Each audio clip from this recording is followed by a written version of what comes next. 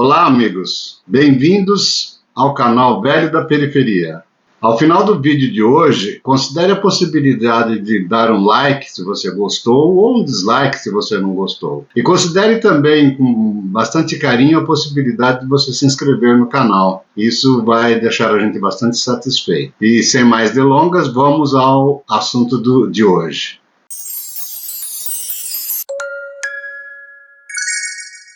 E o assunto de hoje é governo Dilma. Eu coloquei um título aqui, entre aspas, né, porque é o verso de uma música, Lá Vem o Brasil Descendo a Ladeira. Nós vamos conversar um pouco sobre o governo Dilma, que durou 6 anos, né, os primeiros 4 anos, depois mais 2 e veio o impeachment logo na sequência. É sobre isso que nós vamos conversar hoje, dentro daquela série, o que aconteceu para chegarmos nesse estágio. Esse é o episódio 16. Eu espero que vocês assistam a todos. Se gostar, deixa o seu gostei. Se não gostar, deixa o seu não gostei. E considere a possibilidade de divulgar para os seus amigos. Esse canal ele tem a finalidade de mostrar para todos como é que as pessoas que moram na periferia do Brasil enxergam as coisas que estão acontecendo tanto no Brasil quanto no mundo. Nós começamos com essa série, né? Essa série aí a gente fez um corte na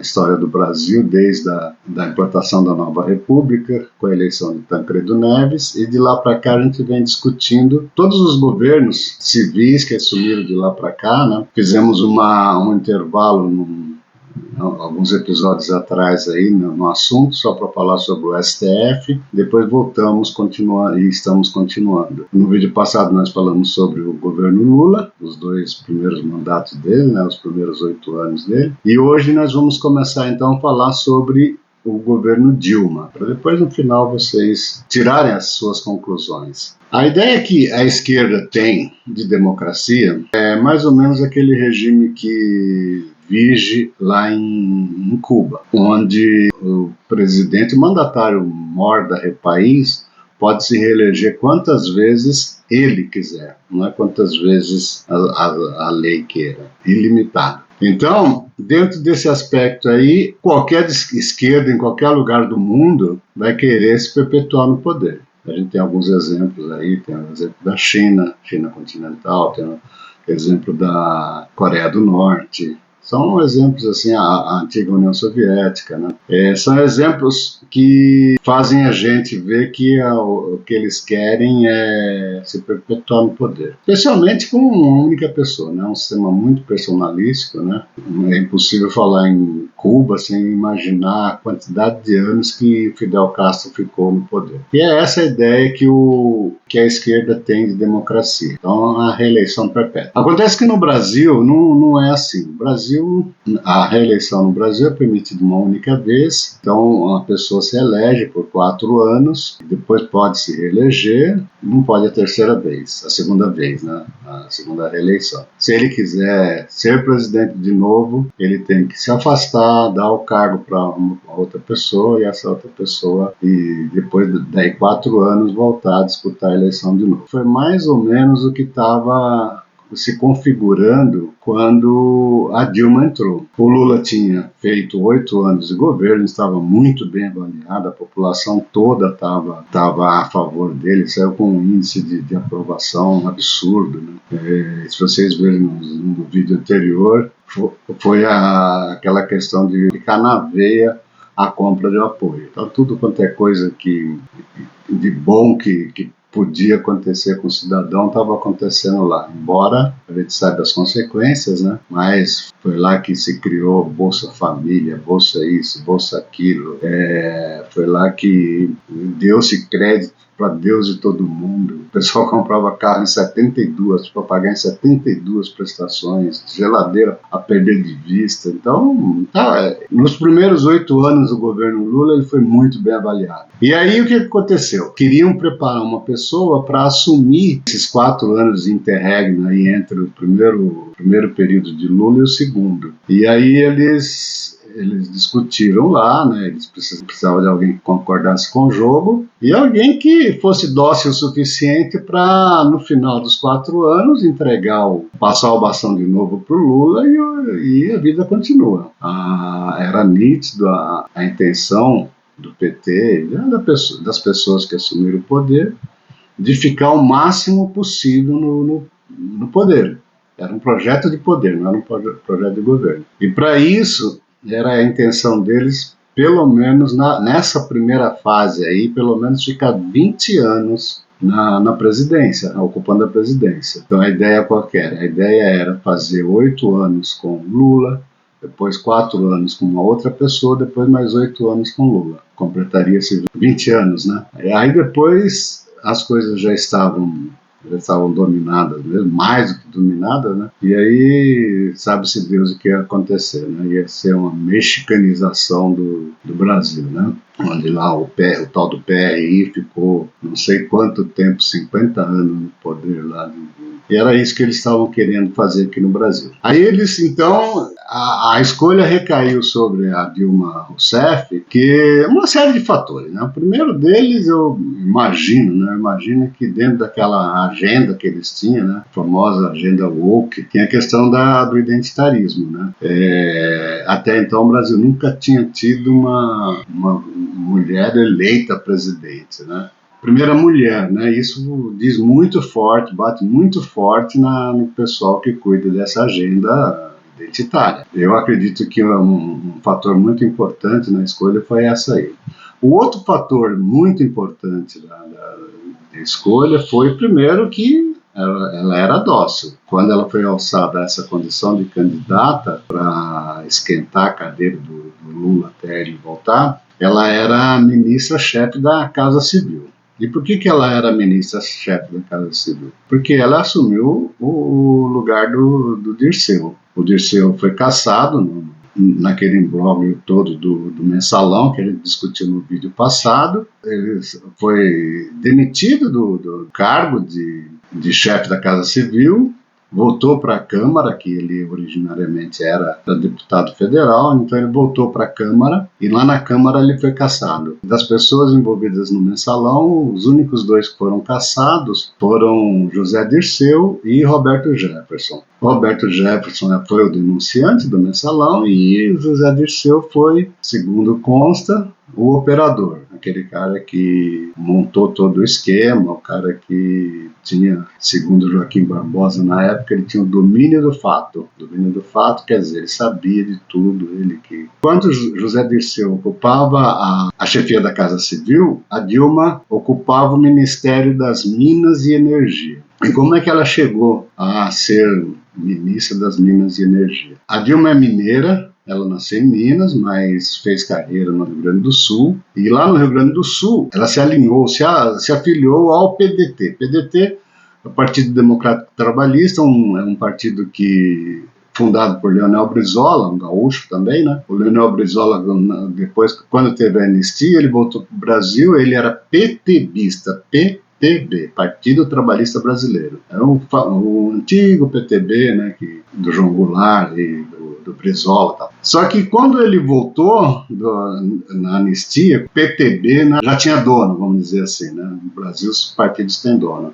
Se eu não me engano, era uma sobrinha neta do Getúlio Vargas, que assumiu a sigla PTB e tal, e o Roberto Jefferson depois foi um dos comandantes do PTB. Mas o fato é que quando o Brizola chegou no Brasil, a sigla PTB já tinha dono. Aí o que ele criou? Ele criou o PDT, Partido Democrático Trabalhista. Ele dizia que ele era o herdeiro do PTB, né, o partido do Getúlio Vargas, tal. Por isso a filha uma parente distante lá, não sei se neta, sobrinha neta do Getúlio Vargas tinha se apossado da sigla. Mas o Brizola fundou o PDT e, lógico, né, o Rio Grande do Sul era um lugar que gostava muito do Leonel Brizola. Era uma história antiga, depois vocês podem pesquisar aí. E aí lá no Rio Grande do Sul o PDT ficou forte. Em 2 estados no Brasil o PDT ficou muito forte. No Rio Grande do Sul por ser o berço de Leonel Brizola, né?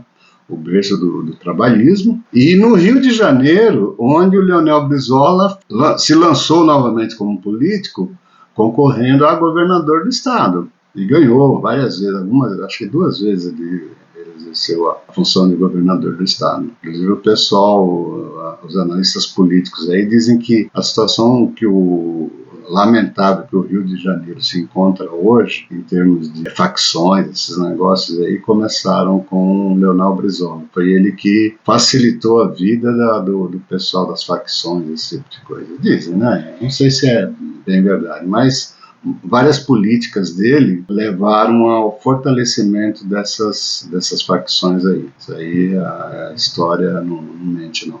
E aí, voltando lá no Rio Grande do Sul, então, a Dilma fez carreira lá no Rio Grande do Sul, no PDT. Ela ocupou vários cargos na prefeitura de Porto Alegre, no estado, no governo do estado. Ela ocupou vários cargos lá, e o último cargo que ela ocupou foi o cargo de secretária de Minas e Energia do Rio Grande do Sul. Isso aí chamou a atenção quando o Lula montou o ministério dele, chamou a Dilma para ser ministra das Minas e Energia. Um fato curioso é o seguinte, que a Dilma, o Lula, como todos sabem, né, o primeiro mandato dele começou em 2003, e a Dilma era filiada ao PDT até 2001. Em 2001 ela saiu do PDT e se filiou ao PT. E aí houve assim, uma certa animosidade nas bases petistas. Por quê? Porque, primeiro, levou para o ministério lá uma pessoa que não era petista, era uma pessoa do PDT. E o PDT, historicamente, especialmente quando o Leonel Brizola era vivo,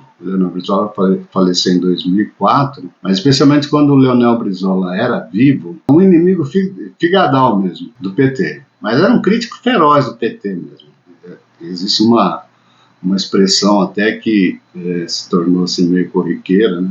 O sapo barbudo. Quem alcunhou essa expressão, sapo barbudo, referindo-se ao Lula, foi o Brizola. E aí o Lula vai e pega uma pedetista para ser ministra das Minas e Energia. E aí já houve, né? Já houve ciúme, uma ciumeira danada, né? Como o pessoal desde 80, 79, quando o PT foi fundado até hoje, está aí nas fileiras, cerrando fileiras do PT, o cara vai lá e escolhe como ministro das Minas e Energia, uma pasta importante, né, que tinha bastante dinheiro, uma pedetista.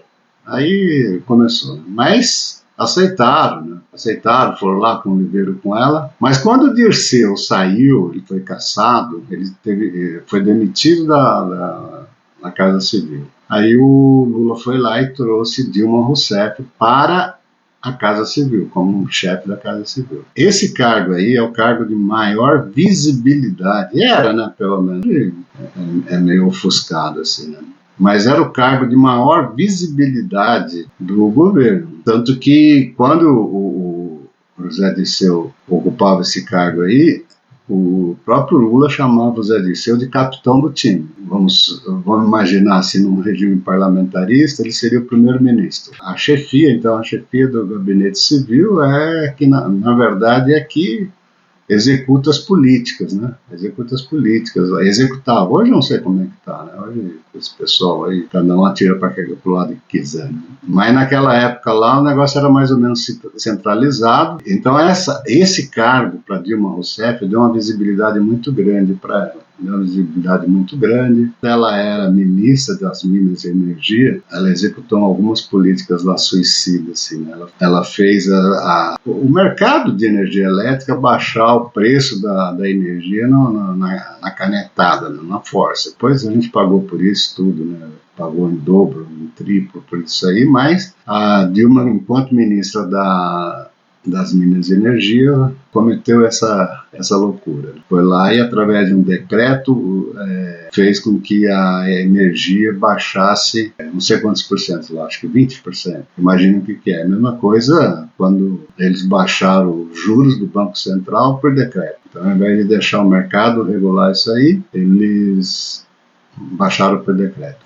Mas aí ela foi para a Casa Civil, e na Casa Civil, então, lá corre o dinheiro todo que passa pelo governo, passa pela Casa Civil. É uma casa civil que decide o que vai acontecer aonde. E com isso aí ela ganhou visibilidade, ela ganhou, virou assim uma opção interessante que o Lula achou para escolher essa pessoa aí para esquentar o banco para ele. A expressão é essa, para ficar esquentando o banco para ele voltar daí 4 anos e continuar o projeto de poder do PT. E a Dilma aceitou esse papel. Aceitou, não cumpriu a promessa não, mas aceitou esse papel lá.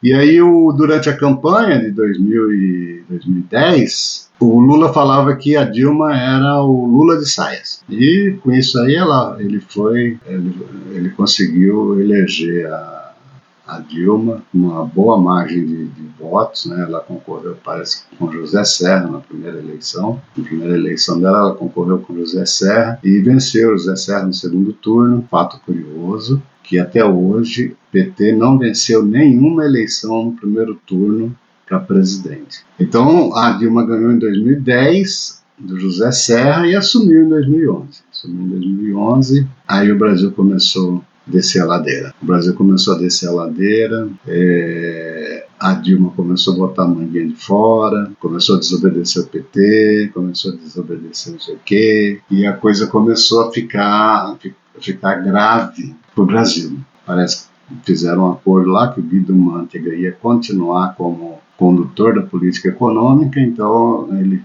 lembra que eu falei no vídeo anterior que o Guido Mantega substituiu o Antônio Palocci, e aí ele continuou como ministro da Fazenda. Então continuou conduzindo a política econômica do governo Dilma, governo do PT, né, que estava dando continuidade ao governo Dilma. E aí foi, né, teve de tudo nesse governo aí. No início até ironia do destino, né, ironia da política, né? No início, quem pesquisar o governo Dilma lá vai ver que logo nos primeiros meses lá ela via casos de corrupção no governo, ela dispensava. Parece que ela demitiu lá uns 2 ou 3 ministros logo no início. Aí o pessoal ficou assustado, né? Eu fico imaginando nos bastidores assim, o pessoal chega lá e fala assim: pô, presidente, você não foi eleita para isso. Você não foi eleita para jogar os nossos companheiros ao mar. Você foi eleito para dar continuidade, só para esquentar o banco aí, para a gente, a hora que a gente voltar, o esquema está todo montado. Não vai querer montar outro esquema aí, não. Eu imagino, né? Imagino que seria um diálogo possível lá. Sei lá se aconteceu, isso é coisa da minha cabeça. Mas isso aí passou logo. Eu falo que ela pode ter tido um diálogo mais ou menos nesse estilo aí com o pessoal que mandava, que essa insanidade, vamos botar entre aspas aqui, a insanidade dela de dispensar os corruptos, especialmente os corruptos companheiros, né? Isso aí não durou muito tempo, não. Mas aí o que aconteceu? Aconteceu que chegaram as próximas eleições. E chegando às próximas eleições, pelo regime presidencialista que nós temos hoje, permitindo uma reeleição, é lógico que quem está no poder tem a prerrogativa de disputar de novo, disputar a outra eleição, né? E aí, o que fazer? A Dilma disputou de novo a outra eleição. E isso aí a gente vai ver no próximo vídeo o que aconteceu para Dilma disputar a próxima eleição e discutir um pouco mais sobre os problemas que houve na condução da presidência nesse período aí, né? Só antecipando que houve um impeachment, né? O Michel Temer assumiu, fez um mandato tampão, um personagem bastante importante nisso aí, né? Foi o Eduardo Cunha, que era o presidente da Câmara do MDB, não sei se era MDB ainda, ou PMDB, sabe? Do MDB, o mesmo partido do vice-presidente que assumiu depois do impeachment. Mas isso aí a gente vai a gente vai ver no próximo vídeo, né? Para não ficar um vídeo muito longo, eu estou tentando fazer aqui vídeos de em torno no máximo de 30 minutos. O ideal seria fazer de 20, mas os assuntos são bastante longos, né? A memória da gente vai puxando, aí chega uma hora que a gente não consegue fazer vídeos mais curtos, né? Mas eu peço paciência a vocês, peço assim, encarecidamente até, para você assinar se inscrever no canal, acionar o sininho lá para receber as notificações. Divulgue esse canal aqui para os teus amigos, divulgue os vídeos que a gente posta aqui para os teus amigos, que, como vocês sabem, o YouTube ele vive de engajamento, né? E você divulgar, comentar, né? Comentar é muito importante também para a gente saber como é que vocês estão aceitando o conteúdo. Então, comentar, dar like, dar dislike, entrar no canal, compartilhar, tudo isso aí é engajamento, e o YouTube oferece esse conteúdo para mais pessoas. É só isso, né? Eu não tô... A ideia desse canal aqui não é monetizar, não é fazer nada, né? É divulgar um pouco do que a gente pensa aqui pela periferia. Então a gente se despede agora, direto da periferia do Brasil, e até o próximo vídeo, que nós vamos continuar falando sobre o governo Dilma, tá ok? Um abraço.